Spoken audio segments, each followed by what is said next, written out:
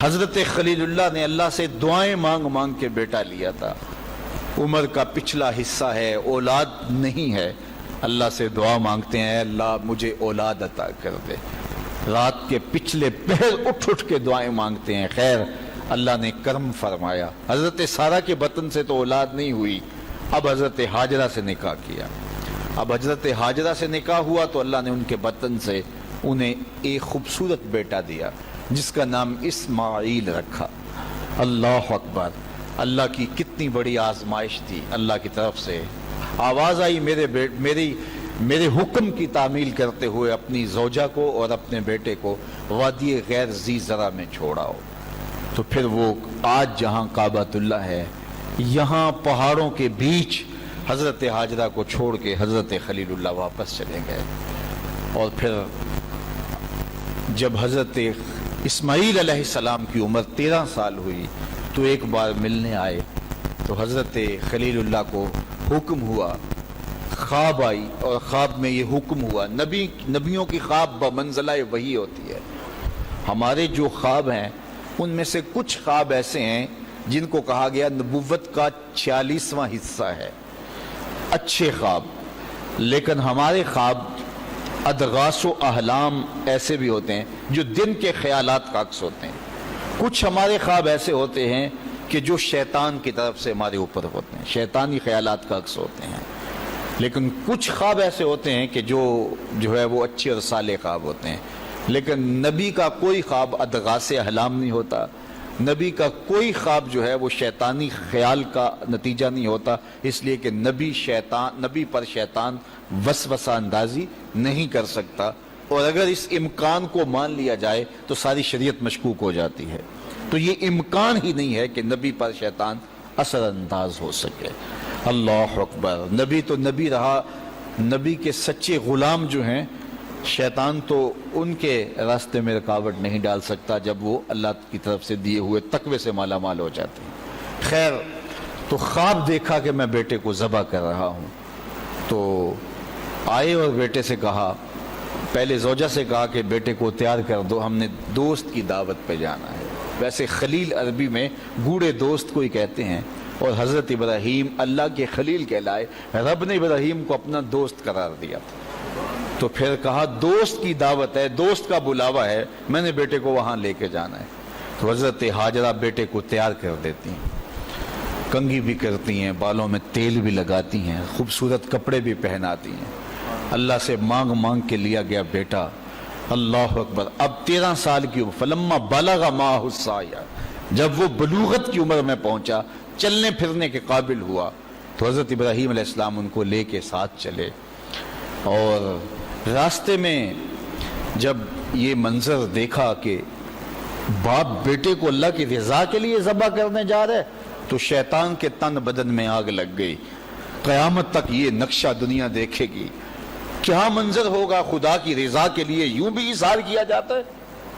تو وہ حضرت ابراہیم علیہ السلام کے پاس آیا، ابراہیم ایک خواب کے سہارے بیٹے کو ذبح کرنے جا رہے ہو، اللہ کو راضی کرنے کے اور تھوڑے طریقے ہیں۔ تو حضرت خلیل اللہ نے پتھر اٹھا کے اس کے جو ہے وہ مارا، کہا ہٹ جا، میرے پاس ایک اسماعیل ہے، 1000 اسماعیل بھی ہوتے، قربان کر گئے۔ یہ وہی جگہ ہیں۔ پھر حضرت اسماعیل کے پاس آیا تو انہوں نے بھی یہی بات کہی، کہا کہ ماں کی ممتا بڑی کمزور ہوتی ہے۔ تو حضرت ہاجرہ کے پاس آ گیا، کہا کہ شہزادہ کدھر ہے؟ کہا دوست کی دعوت پہ ان کا باپ لے کے گیا ہے۔ کہا نہیں، دوست کی دعوت نہیں ہے، وہ تو ان کو ذبح کرنے لے جا رہا ہے۔ کہا کوئی سوچ کے بات کر، دعائیں مانگ مانگ کے لیا رب سے، اپنے ہاتھوں سے ذبح کر دے گا؟ دنیا کی تاریخ میں ایسا کبھی ہوا نہیں کسی باپ نے اپنے بیٹے کو ذبح کیا ہو اور بیٹا نافرمان ہو، تب بھی کبھی ایسا نہیں ہوا۔ یہ تو وہ بیٹا ہے کہ جس کی پیشانی میں اجالے رکھے ہوئے ہیں، جس کی چمکدار آنکھیں خیرہ کر دیتی ہیں، کیا اس بیٹے کو ذبح کرے گا؟ اور باپ بھی اتنا نرم دل، پھر مانگ مانگ کے لیا، مجبور ہو گیا، کہنے لگا کہ وہ اسے اللہ کا حکم کہتا ہے۔ تو حضرت ہاجرہ سلام اللہ علیہ نے کہا ظالم بھاگ جا، اگر اللہ کا حکم ہے میری گود میں ایک اسماعیل ہے، 1000 اسماعیل بھی ہوتے قربان کر دے۔ یہ انوکھی داستان تھی جو کائنات میں رقم ہونے جا رہی ہے۔ یہ کوئی افسانہ نہیں ہے، یہ امر واقعیہ ہے، یہ ہونے والی داستان ہے۔ جس کی یادیں پورے عالم میں بکھری ہیں. کائنات میں ایسا انوکھا واقعہ ہے, ایسا البیلا واقعہ زمانے میں نہیں دیکھا ہوگا جو یہ واقعہ رقم ہونے جا رہا ہے. حضرت اسماعیل 13 سال کی عمر اور حضرت ابراہیم اپنے بیٹے کو ساتھ لیے جا رہے ہیں. راستے میں میٹھی میٹھی باتیں بھی ہو رہی ہیں. جب مناکس وادی میں پہنچے, آج حاجی جو ہے جب وہ رمی جمار کرتا ہے تو وہ کہتا ہے مجھے فون پہ بتا دو کہ میرا جانور ذبح ہو گیا کہ نہیں ہو گیا. اس میں اتنی ہمت نہیں ہوتی کہ اس قربان گاہ پہ چل کے جائے. وہ کہتا ہے تھکن سے چور ہوں. اللہ اکبر, حاجی تجھ سے تو چل کے جائے نہیں جاتا, اور شریعت نے تجھے سہولت بھی دے دی, کوئی ضروری نہیں ہے کہ تو وہاں جائے. لیکن ذرا دیکھ وہ منظر کتنا دلاویز تھا. اگر حاجی کو کہا جاتا کہ بیٹا بھی ساتھ لے جانا ہے اور وہاں بیٹے کو ذبح نہیں کرنا, صرف گردن پہ چھری ہی رکھنی ہے, تو کلیجے کانپ جاتے. اللہ اکبر, رسم بھی ادا نہ ہو پاتی. لیکن یہاں ایک انوکھا واقعہ عملاً روح پذیر ہوا. فلما بلغ ماہ السعی, جب وہاں پہنچے تو کہا یا بنیا, اے میرے بیٹے. اللہ کتنا میٹھا اور دلاویز انداز تھا. اے میرے بیٹے, یا بنیا, یا بنی نہیں کہا, میرے بیٹے نہیں کہا, بیٹے نہیں کہا, یا بنیا, اے میرے بیٹے. اس میں اپنائیت کا جمال دیکھیے اور ٹپکتا ہوا شہد دیکھیے پیار کا. اے میرے بیٹے, میں نے خواب دیکھا ہے, انی اذبحک فانظر ماذا تری, کہ میں تمہیں ذبح کر رہا ہوں. فانظر ماذا تری, اب تو بتا تیری رائے کیا ہے. باپ نہ بتاتا ذبح کر لیتا, لیکن نے بیٹے کو شامل کیا. بتانا, میں نے یہ خواب دیکھا ہے اور نبی کا خواب بمنزلہ وحی ہے. اب تو بتا تیری رائے کیا ہے, مجھے بتائیے. باپ بیٹے کو کہے کہ میں تجھے ذبح کرنا چاہتا ہوں. اللہ اکبر, باپ اپنی مرضی سے بعض اوقات کسی بیٹے کی کسی خدمت کی وجہ سے اس کو تھوڑا سا زیادہ دے دے, یا اس سے شفقت کا رخ زیادہ ہو, یا اس کو کچھ ترجیح دے دے, تو دوسرے بیٹے ناراض ہو جاتے ہیں اور باپ کے خلاف جا کے اپنے چچاؤں سے اور دوسرے رشتہ داروں سے بات کرتے ہیں کہ ہمارا باپ ظالم ہو گیا ہے. یار اس کا روح سخن تھوڑا سا دوسرے بیٹے کی طرف ہوا تو جا کے شور کر دیا اولاد نے کہ میرا باپ ظالم ہو گیا ہے. لیکن ذرا یہاں کہانی دیکھیے, باپ کیا بول رہا ہے, بیٹا میں تجھ کو ذبح کرنا چاہ رہا ہوں. فانظر ماذا تری, مجھے بتا تیری رائے کیا ہے. تو بیٹا کیا جواب دیتا ہے, کائنات میں ایسا منظر نہیں دیکھا ہوگا. بیٹا خاموش ہو جاتا, سر جھکا لیتا, یہ بھی بڑی بات تھی, امتثال امر تھا.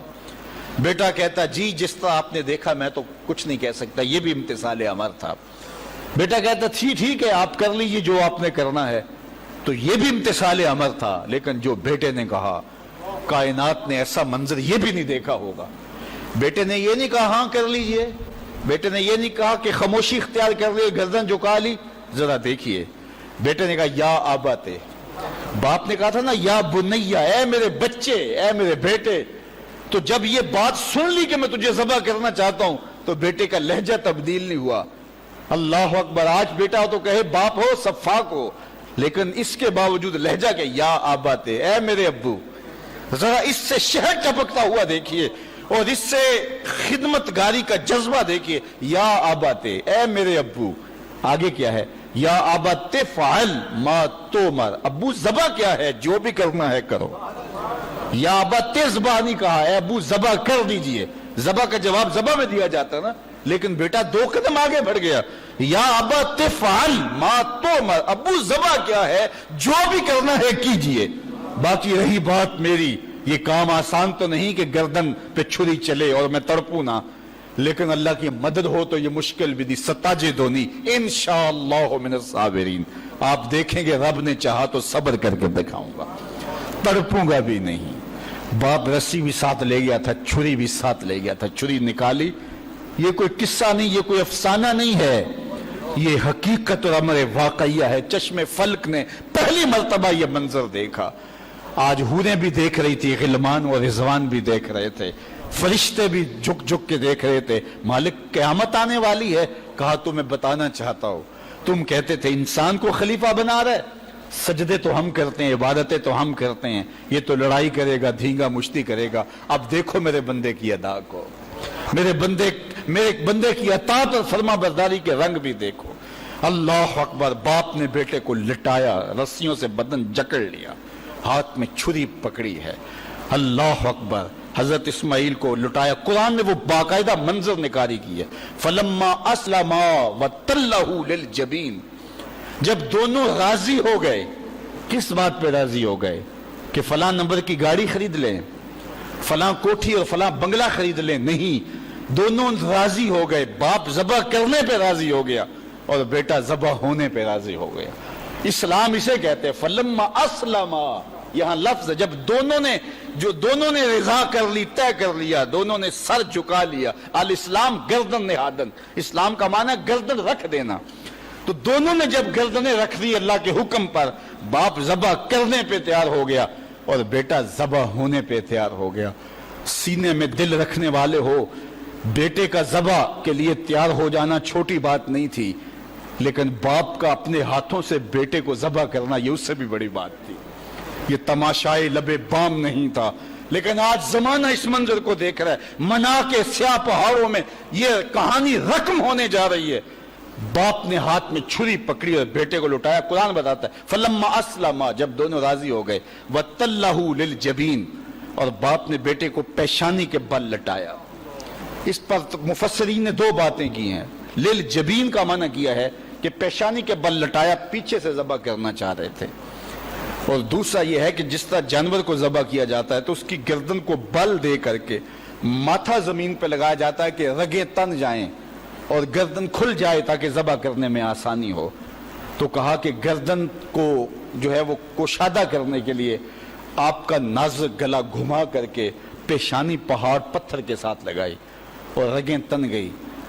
پورا بدن جکڑا تھا رسیوں سے. اور حضرت ابراہیم نے خود بھی پٹی باندھی تھی کہ یہ منظر اتنا آسان تو نہیں ہے. اللہ اکبر. اچانک حضرت اسماعیل نے کہا ابا جان میری رسیاں کھول دو. بیٹا کیا ہوا؟ کہا کھول دو رسیاں. بیٹا ابھی تو کہہ رہے تھے یا ابا تفعل ما تؤمر، جو کرنا ہے کیجئے، اب کیا بول رہے ہو؟ کہا کل کا مورخ لکھے گا باپ ذبح کرنا چاہتا تھا، بیٹا ذبح ہونا نہیں چاہتا تھا. باپ نے باندھ کے کیا ہے. کھول دو رسیاں، نہیں تڑپوں گا. رسیاں کھول دی گئیں. حضرت ابراہیم نے ہاتھ میں چھری پکڑی ہے لیکن پٹی برابر بندھی ہے. بیٹے فلما اسلما وتلہ للجبین. اللہ اکبر. تو پوری قوت کے ساتھ چھری کو نازک ریشم جیسی گردن پہ رکھا. ابراہیم تیرے حوصلے پہ قربان، اسماعیل تیری فرما برداری پہ قربان. اقبال بولے یہ فیضان نظر تھا یا کہ مکتب کی کرامت تھی، سکھائے کس نے اسماعیل کو آداب فرزند. بیٹا لیٹا ہے، رسیاں بھی کھلی ہیں، تڑپتا بھی نہیں ہے، آہو فغاں بھی نہیں کرتا، آنکھوں میں آنسو بھی نہیں ہے.